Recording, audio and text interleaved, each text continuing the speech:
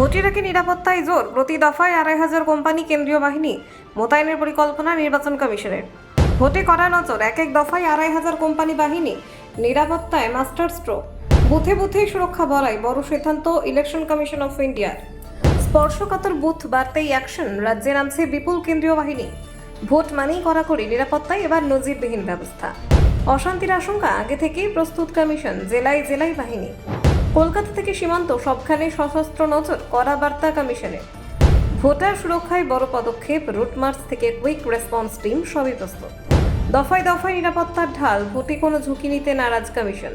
দেখুন, আসন্ন বিধানসভা নির্বাচনকে ঘিরে রাজ্যে নিরাপত্তা ব্যবস্থাকে আরও জোরদার করতে বড় পদক্ষেপ নিল ইলেকশন কমিশন অফ ইন্ডিয়া। শান্তিপূর্ণ অবাধ ভোট নিশ্চিত করতে এবার প্রতি দফায় বিপুল সংখ্যক কেন্দ্রীয় বাহিনী মোতায়েনের পরিকল্পনা করা হয়েছে। প্রাথমিক রূপরেখা অনুযায়ী প্রতি দফায় প্রায় ২৫০০ কোম্পানি কেন্দ্রীয় বাহিনী মোতায়েন করা হতে পারে। এত বড় পরিসরে বাহিনী মোতায়েনের সিদ্ধান্ত ইঙ্গিত দিচ্ছে নির্বাচনকে ঘিরে প্রশাসন কতটা সতর্ক। এই নিয়ে রাজ্য প্রশাসনের শীর্ষ আধিকারিকদের সঙ্গে একটি গুরুত্বপূর্ণ বৈঠক অনুষ্ঠিত হয়েছে।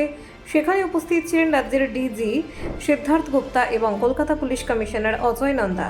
বৈঠকে জেলার ভিত্তিতে আইন শৃঙ্খলার পরিস্থিতি খতিয়ে দেখা হয়। বিশেষ করে যেসব এলাকায় আগে অশান্তির নজির রয়েছে সেগুলিকে চিহ্নিত করে বাড়তি নজরদারির সিদ্ধান্ত নেওয়া হয়েছে।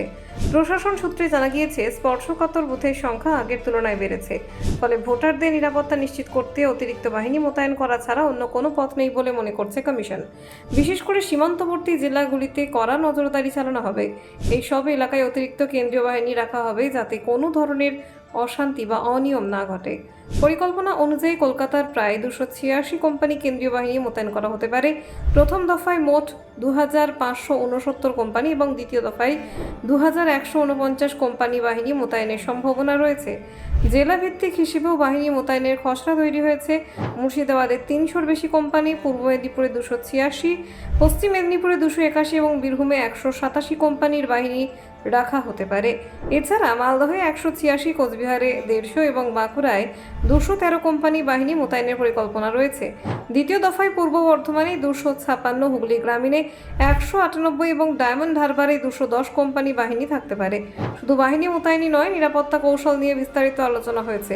Route march, quick response team এবং স্ট্যাটিক ডিউটির মতো একাধিক ব্যবস্থা গ্রহণ করা হবে বলে জানা গিয়েছে।